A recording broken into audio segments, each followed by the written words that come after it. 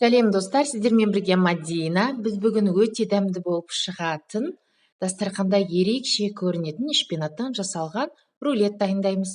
Ол үшін шпинатты жуып, тазалап, осылай блендерге салып, біраз осылай езіп алдым. Енді қалғанын салып, еземіз. Мінекей бізде дайын.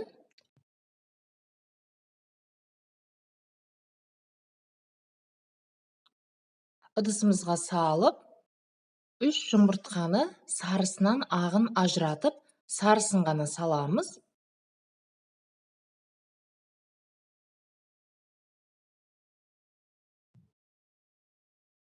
Біраз лимон шырыны, тұз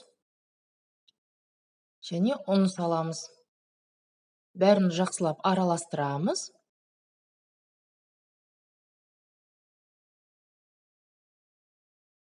Неге бізде осындай масса пайда болды. Жұмыртқаның ағын осылай аппақ көбік болғанша миксерлейміз. Оны дайын болған массамыздың үстіне салып, араластырамыз. Араластырғанда астынан үстіне қарай араластырамыз. Біздің жұмыртқаның ағы тез отырып қалмас үшін осылай араластырған жөн. Сол кезде біздің қамырымыз басылып қалмайды.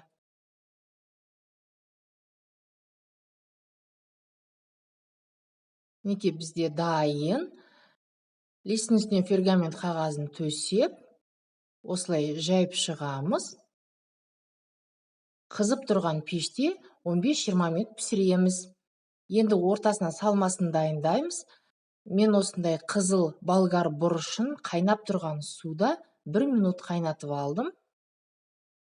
Және ортасына салмасына творожный сырды жағып шықтым осылай. Бір келкі, бір тегіс қылып жағамыз творожный сырды.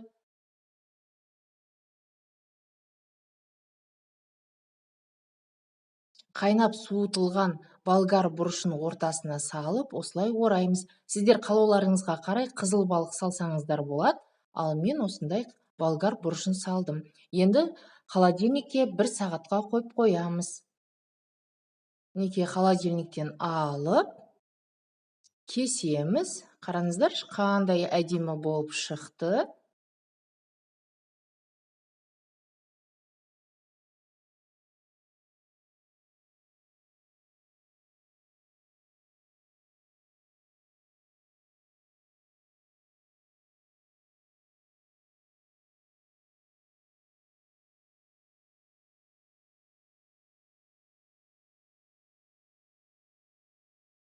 Өте әдемі болып кесіліп жатыр.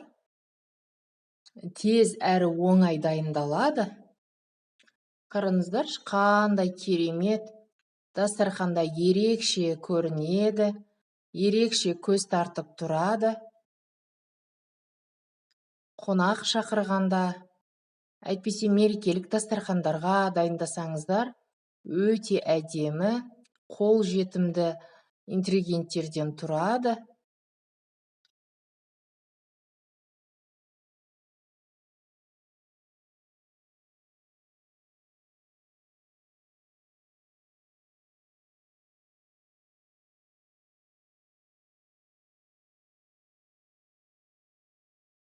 Неке бізде дайын. Қараңыздар, қандай керемет. Сіздер де үй жағдайында жақындарыңызға, балаларыңызға осылай дайындап беріңіздер.